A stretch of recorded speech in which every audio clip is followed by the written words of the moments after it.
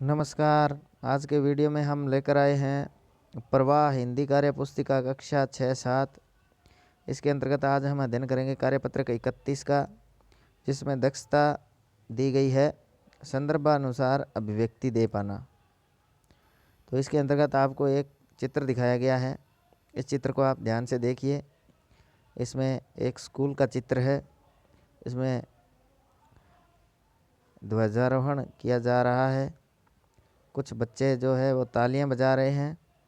अभिभावक भी आए हुए हैं बच्चों के, और कुछ पेड़ पौधे यहाँ पौधे पड़े हैं, पानी का झारा है। आप इसको ध्यान से देख लीजिए चित्र को, ताकि आगे वाले आने वाले प्रश्नों में से हम इनके प्रश्नों के उत्तर देने हैं। चित्र को देख लिया, अब आगे बढ़ते हैं। पहला प्रश्न दिया गया है, ऊपर दिए हुए चित्र को देखिए, बताइए विद्यालय में इस तरह का आयोजन किया जाता है। तो आपको बताना है, 4 विकल्प दे रखे हैं कि आपको इस तरह का विद्यालय में जो आयोजन है वो कब किया जाता है बताना है। तो वार्षिकोत्सव पर, गांधी जयंती पर, स्वतंत्रता दिवस पर और शनिवार या गतिविधि में। तो इस तरह का आयोजन है विद्यालय में कब किया जाता है। वार्षिकोत्सव पर हम ध्वजारोहण नहीं करते, गांधी जयंती पर भी ध्वज नहीं फहराते, शनिवार या गतिविधि में भी ऐसा नहीं होता। तो ये कब होता है, ये स्वतंत्रता दिवस पर होता है ऐसा, या गणतंत्र दिवस पर हो सकता है। तो यहाँ गणतंत्र दिवस हमारे पास विकल्प में नहीं है, स्वतंत्रता दिवस दिया गया है। तो यहाँ हम स्वतंत्रता दिवस पर हमारा सही उत्तर है। दूसरा प्रश्न है, इस चित्र में क्या हो रहा है, अपने शब्दों में लिखिए। तो आप इस चित्र को ध्यान से देखिए और इसमें क्या हो रहा है इसके बारे में लिखना है। तो उत्तर लिखेंगे, इस चित्र में विद्यालय में स्वतंत्रता दिवस का आयोजन किया जा रहा है, ध्वजारोहण हो रहा है, बच्चे तालियां बजा रहे हैं, पास में ही कुछ पौधे पड़े हैं जिनका रोपण किया जाना है, बच्चों के अभिभावक माता पिता भी यहाँ विद्यालय में आए हुए हैं, सभी एक साथ खड़े होकर ध्वजारोहण के समय सभी सावधान मुद्रा में खड़े होकर तालियां बजा रहे हैं। तो इस प्रकार जो गतिविधि है जो इसमें हम लिखेंगे। नेक्स्ट तीसरा है, आपके विद्यालय में कौन कौन से पर्व मनाए जाते हैं, नाम लिखिए।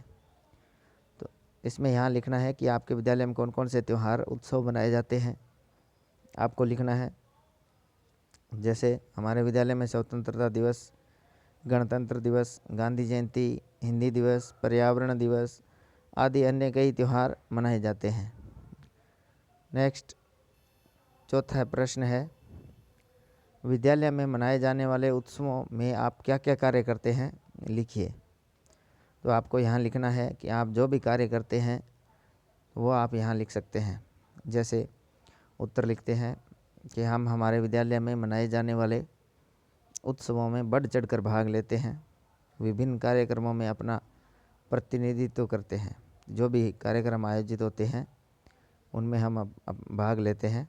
इसके अलावा विद्यालय के अन्य कार्यों, भौतिक कार्यों, जो भी कार्य हैं विद्यालय में, जैसे साफ सफाई में सहयोग करना है, मेहमानों के आगमन की तैयारी करना है, विद्यालय में जो बैठक व्यवस्था है उसमें कार्य करवाना है, अनुशासन बनाए रखना है, ये जो बच्चों के कार्य, बच्चों को व्यवस्थित बैठाने का काम है, जो भी आप काम करते हैं वो आप यहाँ इसमें लिख सकते हैं। इसके बाद नेक्स्ट कार्यपत्रक आता है हमारा 32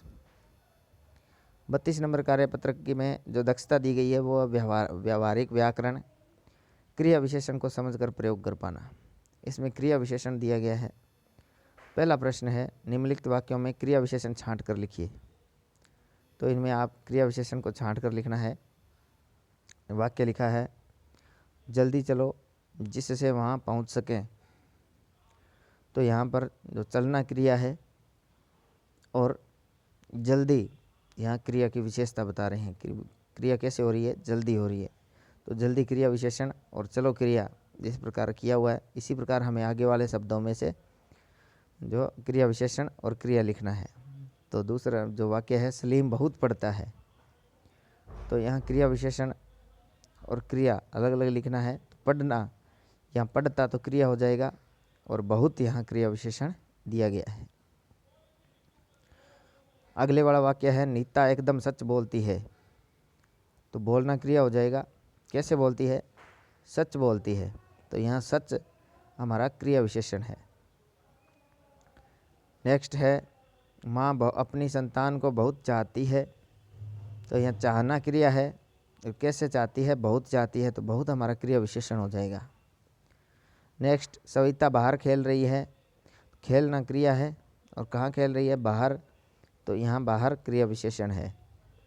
तो इस प्रकार इनको लिखते जाएंगे। आगे वाला दूसरा प्रश्न है दिए गए क्रिया विशेषण चुनकर वाक्य पूरा कीजिए। कुछ क्रिया विशेषण दिए गए हैं, इनको आप चुनकर नीचे वाक्यों में लिखना है। जैसे पहला किया हुआ है कि तुम्हें अभी जैसलमेर जाना पड़ेगा, इसके बाद वाला में अब भरने हैं। तो क में है सूर्य उदय होता है।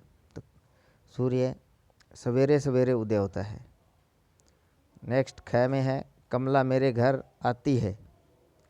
तो कभी कभी आती है। तो कभी कभी लिखेंगे। ग में है अब आप आएंगे। तो दिए गए विकल्प में जो से उत्तर आएगा कब आएंगे, तो कब लिखेंगे। घ में है नदियाँ बहती हैं। तो नदियाँ कैसे बहती है? निरंतर बहती है। तो निरंतर यहाँ लिख देंगे। आगे वाला तीसरा प्रश्न नेक्स्ट में दे रखा है कि दिए गए वाक्यों में से क्रिया विशेषण शब्द को रेखांकित कीजिए। क्रिया विशेषण शब्द है उनको रेखांकित करना है। जैसे पहले में कर रखा है कि बंदर पेड़ पर उछल कूद कर रहा है। तो क्या कर रहा है? उछल कूद। तो ये क्रिया विशेषण है। नेक्स्ट क में है वह पेड़ के नीचे खड़ा है। तो यहाँ हमें क्रिया विशेषण बताना है। खड़ना क्रिया है, खड़ा यहाँ क्रिया है। तो उसकी विशेषता क्या है? के नीचे, नीचे खड़ा है। तो ये क्रिया विशेषण है। नेक्स्ट ख में है क्या तुम कल आओगी। इस वाक्य में आना क्रिया है और कल यहाँ क्रिया विशेषण है। तो इसके नीचे रेखांकित करेंगे। ग में भालू ने बहुत सारे फल खाए। तो यहाँ फल है, खाने हैं, फल खाए। खाना क्रिया है, कितने खाए? बहुत सारे खाए। तो बहुत सारे यहाँ क्रिया विशेषण है। नेक्स्ट घ में है बादल जोर जोर से गरज रहे हैं। तो बादल जोर जोर से गरज रहे हैं। तो गरजना क्रिया है और कैसे गरज रहे हैं? जोर जोर से। तो ये जोर जोर से ये हमारा क्रिया विशेषण आएगा। नेक्स्ट प्रश्न चौथा है उचित क्रिया विशेषण शब्द चुनकर वाक्य पूरा कीजिए। जैसे मैं ज़रूर यह काम करूँगा। आगे जो ज़रूर और ज़रूरी में से ज़रूर यहाँ लगाया गया है। इसी प्रकार आगे वाले जो हमारे पास वाक्य दिए गए इनमें रिक्त स्थान भरने हैं और आपको दो दो विकल्प दिए गए हैं। जैसे क में दे रखा है वह लड़की हंसी। तो बहुत या कमी, तो इसमें से बहुत उत्तर आएगा। तो बहुत हंसी। ख में है यह पुस्तक बिक रही है। धड़ धड़ या धड़ाधड़। तो धड़ाधड़ बिक रही है। तो धड़ाधड़ लिखेंगे। ग में है मिन्नल बहुत गाती है।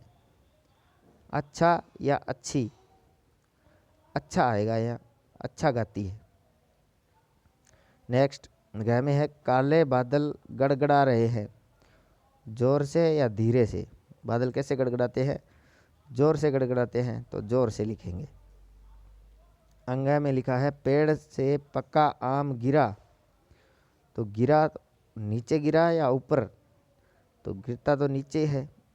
तो यहाँ लिखेंगे नीचे। इसके बाद हमारा कार्यपत्रक आता है 33 नंबर। इसमें कार्यपत्रक में दक्षता है शुद्ध लेखन कर पाना। आपको शुद्ध लेखन करना है। जैसे निम्नलिखित शब्द समूह का क्रम ठीक करके दोबारा लिखिए। शब्द दे रखा है, उसका क्रम, वाक्य दिया हुआ है, उसका क्रम आगे पीछे है, आपको शुद्ध करके लिखना है। जैसे क में दिया हुआ है पौधा माली है लगा रहा। तो इसका सही क्रम होगा माली पौधा लगा रहा है। इसी प्रकार जो आगे वाले जो वाक्य है इनको आपको शुद्ध करके लिखना है। मुझे है खाना आम यह है। शुद्ध करके लिखोगे तो यह बन जाएगा मुझे यह आम खाना है। ग में है चहचहा है रही चिड़िया। तो इसको शुद्ध करेंगे तो हो जाएगा चिड़िया चहचहा रही है। घ में विद्यालय छुट्टी की कल है, तो शुद्ध करेंगे तो कल विद्यालय की छुट्टी है। अंगा में है ऐसा है मदद करनी की चाहिए, वाक्य बनेगा ऐसा है कि मदद करनी चाहिए। तो इस प्रकार इसको क्रम शुद्ध करके हमें लिखना है। दूसरा प्रश्न है, दिए गए वाक्यों को पढ़िए और बताइए कि वाक्य शुद्ध है या अशुद्ध। क में है दही बहुत खट्टा है, ये वाक्य शुद्ध है या अशुद्ध है? तो वाक्य ये शुद्ध है। दूसरा है, ख में लिखा है गई सूख है रुमाल, ये वाक्य शुद्ध है या अशुद्ध है? तो ये वाक्य, इसका क्रम सही नहीं है, तो ये अशुद्ध है। ये अगर ऐसा होता कि रुमाल सूख गई है फिर शुद्ध होता, अभी अशुद्ध है। ग में है हाथी आ रहा है झूमता हुआ, तो यह वाक्य भी इसका क्रम सही नहीं है। अगर ये शुद्ध होता तो ऐसा होता हाथी झूमता हुआ आ रहा है, तो यह वाक्य अभी अशुद्ध है, तो अशुद्ध वाक्य है। घ में है यहाँ से अनेक गाड़ी गुजरती है, ये वाक्य कैसा है? ये वाक्य भी अशुद्ध वाक्य है, क्योंकि इसका शुद्ध रूप होगा यहाँ से अनेक गाड़ियाँ गुजरती हैं। अनेक है तो गाड़ियाँ होगा, गाड़ी नहीं होगा। अंगा में है क्या यह सारी पुस्तकें मुझे पढ़नी है, ये वाक्य भी अशुद्ध वाक्य है, क्योंकि यहाँ अगर शुद्ध वाक्य होता तो वो होता क्या ये सारी पुस्तकें मुझे पढ़नी है। यह सारी नहीं हो सकता, ये सारी या ये सब, इस प्रकार होता तो शुद्ध होता। ये अशुद्ध वाक्य है। तीसरा प्रश्न है, निम्न अशुद्ध वाक्यों को शुद्ध करके पुनः लिखिए। नीचे कुछ अशुद्ध वाक्य है, इनको शुद्ध करके लिखने हैं। क में लिखा हुआ है मुझे ग्रीष्म ऋतु अच्छा नहीं लगता, इसका जो शुद्ध रूप है वो होगा मुझे ग्रीष्म ऋतु अच्छी नहीं लगती। ख में है मैंने आपके लिए फल लाए हैं, तो इसका शुद्ध होगा मैंने आपके लिए फल लिए हैं। ग में है आकाश पर बादल गरज रहे हैं, तो इसका शुद्ध रूप होगा आकाश में बादल गरज रहे हैं। आकाश पर बादल नहीं गरजते, आकाश में गरजते हैं। घ में है फूलों पर तितली मंडरा रही है, तो यहाँ फूलों पर तितलियां मंडरा रही हैं। तितली है वो एक वचन है, तो तितलियां हो जाएगी। यहाँ लास्ट में हमारी जो क्रिया है वो बहुवचन में दे रखी है, मंडरा रही हैं, तो तितलियां हो जाएगा। चौथा प्रश्न है, संवाद को अपने शब्दों में पूरा कीजिए। तो आपको अपने शब्दों में पूरा करना है। जैसे माली कहता है, अरे बच्चों आप लोग क्या कर रहे हैं? एक बच्चा कहता है, हम क्या करें, हमारा पत्थर आम को तो लगता ही नहीं, दूसरी जगह गिर जाता है। तो अब आप आगे 2 लाइन में और लिखिए, इस जो बात हो रही है माली और बच्चों के बीच में, इसको आगे बढ़ाना है। तो कैसे करोगे? जैसे माली कहता है, बच्चों आप पत्थर मत मारो, मेरे पास आओ। तो एक बच्चा कहता है कि क्या आप हमें आम दे दोगे? इस प्रकार की वार्ता है वो आगे बढ़ती जाएगी, और आप अपने शब्दों में यहाँ लिख सकते हैं। आज के वीडियो में इतने ही। धन्यवाद।